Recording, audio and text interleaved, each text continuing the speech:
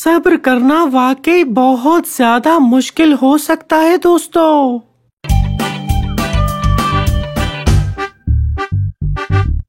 Hello دوستو، میرا نام ڈگلس ہے اور آپ جانتے ہیں کہ ہم اپنی سیریز روح کے پھل کو جاری رکھے ہوئے ہیں، اور آج ہم بات کریں گے جس روح کے پھل پر، اس کا نام ہے صبر۔ میں نے پہلے بھی آپ سے صبر کے بارے میں بات کی ہے، لیکن آج میں بات کروں گا کہ صبر روح کا پھل آخر کس طرح سے۔ جب ہم کہتے ہیں کہ یہ روح کا پھل ہے تو اس سے مراد یہ ہے کہ اگر روح القدس تمہارے پاس ہے، یعنی تم نے خدا تعالیٰ کو اپنی زندگی میں قبول کر لیا ہے اور تم نے اپنی زندگی اس کے سپرد کر دی، اور اگر تم روح کے مطابق یعنی جس طرح خدا تعالیٰ چاہتے ہیں زندگی گزار رہے ہو تو تمہاری زندگی میں صبر کا ہونا بہت لازمی ہے۔ لیکن یہ بات خاص طور پر بچوں کے لیے بے حد مشکل ہو سکتی ہے، کیونکہ ہماری نسل کے لیے نہ صرف چیزیں بہت زیادہ آسان ہیں، آسانی کے ساتھ ساتھ وہ بہت زیادہ تیز ہیں، وہ ہمارے پاس ہی ہیں۔ ہم کچھ بھی آن لائن آرڈر کر سکتے ہیں، وہ 2 دن میں یا اس سے بھی جلدی آپ کے گھر پہنچ سکتا ہے۔ آپ کے پاس مائکرو ویو ہے، نیٹ فلکس ہے، یوٹیوب ہے، ہم جو چاہیں جب چاہیں دیکھ سکتے ہیں، یعنی سب کچھ بس ہماری انگلیوں کے اشارے پر بڑی ہی آسانی سے ہمیں دستیاب ہے۔ جب ہم بچے ہوتے ہیں تو چاہتے ہیں کہ سب کچھ تیزی سے ہو، لیکن خدا تعالیٰ چاہتے ہیں کہ ہم میں صبر ہو اور ہم صابر ہوں۔ صبر دراصل روح کا پھل ہے، اگر خدا تعالیٰ کا روح تمہارے دل میں ہے تو تم ضرور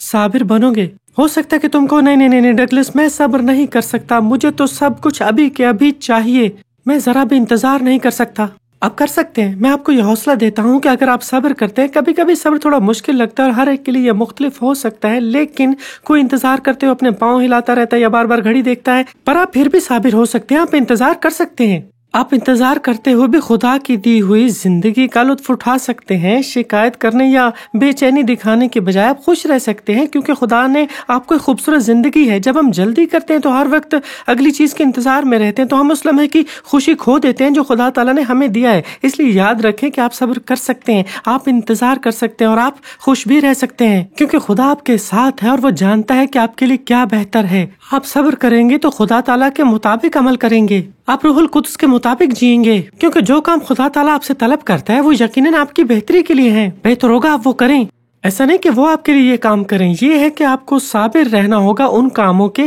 ہونے کے لیے، یعنی آپ کو صبر کرنا ہوگا، کیونکہ بالآخر تو ایسا ہوتا ہے کہ ہمیں جو بھی چاہیے ہم چاہتے ہیں کہ وہ ابھی کے ابھی اسی لمحے ہمیں مل جائے۔ اگر ہم ساکت رہیں اور جان لیں کہ خدا تعالیٰ کا ایک منصوبہ ہے اور وہ منصوبہ بہترین ہے، تو یقین کریں ہمارے لیے صبر کرنا بھی آسان ہوگا۔ اور پھر سے شاید آپ سوچیں کہ نہیں ڈگلس، میرے لیے صبر یا انتظار کرنا بے حد مشکل ہے۔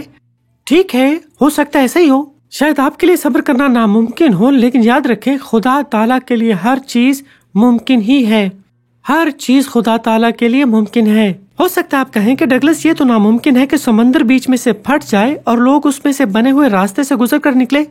ہاں، یہ انسان کے لیے ناممکن ہے، مگر ہم اس خدا پر ایمان رکھتے ہیں جس کے لیے کچھ بھی ناممکن نہیں ہے۔ میری شدید خواہش ہے کہ آپ صبر کرنا سیکھیں، اور سب سے بڑھ کر یہ کہ آپ خدا کے قریب آئیں، کیونکہ جتنا زیادہ آپ خدا کے قریب ہوں گے اتنا ہی آپ کو اس پر بھروسہ ہوگا اور اتنا ہی آپ لوگ اپنی زندگیوں میں صابر ہو سکیں گے۔ عزیز ناظرین،